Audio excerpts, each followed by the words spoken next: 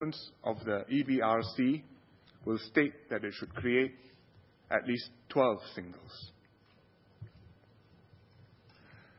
The changes to smaller GRCs and more SMCs may or may not result in more seats being contested or more opposition MPs being elected. That is not their purpose. Ultimately, it's up to the opposition MPs to field candidates to contest elections and up to the voters to decide who they want to represent them in Parliament. The purpose of these changes is to make the GRC scheme work better and to strengthen the link between voters and their MPs. We want voters to have a strong incentive to vote for candidates who will do the best job of looking after their interests, representing them in Parliament, and forming a government to run the country.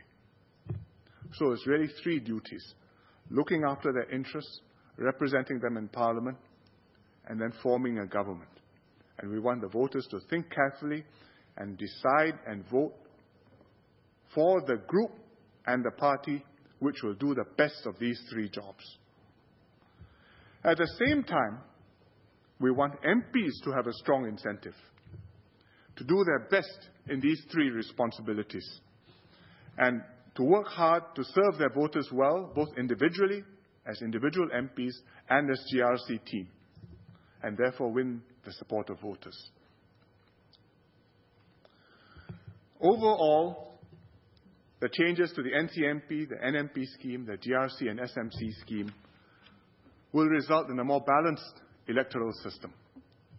There will be at least 12 SMCs, fewer 6-member GRCs, and a range of smaller GRCs. Each Parliament will have at least 9 opposition members and 9 nominated MPs, so that there will be at least 18 members who are not from the ruling party, which is about 1/5 of the House. This change in the composition of Parliament will affect the dynamics of the House between the government and the opposition parties. MPs on both sides will have to learn how to operate in this new environment. Government MPs will have to become sharper at defending their positions, accepting constructive criticisms, and scoring points off the opposition once in a while. And I'm sure opposition MPs and NCMPs will want to score points too, which they are entitled to. But they must also understand that while they may be in the opposition, they must uphold the political system and the institutions of our democracy, and their loyalty must be to Singapore.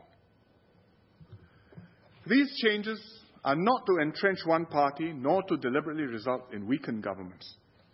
They update our political system so that it reflects better the aspirations of Singaporeans. They provide adequate voice for diverse views in Parliament, including non-partisan views and those who have voted for the opposition.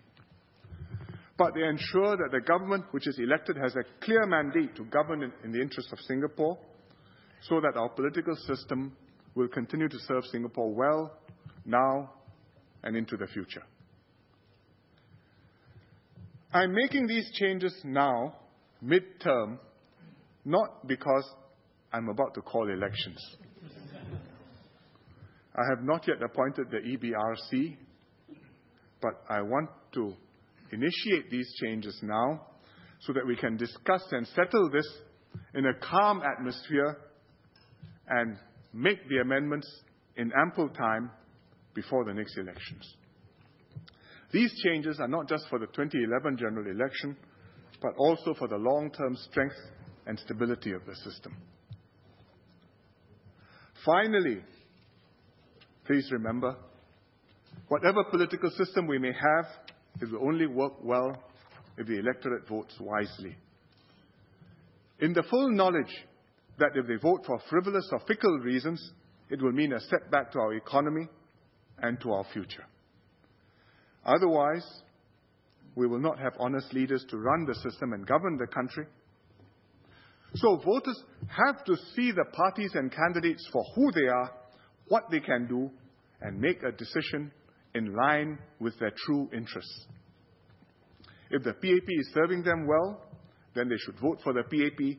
If the PAP is letting them down, then they should vote against it. That way, we make sure we always have the best team to serve Singapore well.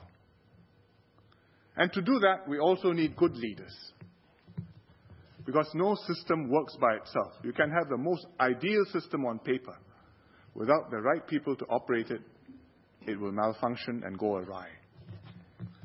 So we must always have honest, able, and committed men and women to come forward to contest elections to serve Singapore. They will make sure the system works properly, and when it needs improvement, they will make changes to address these problems.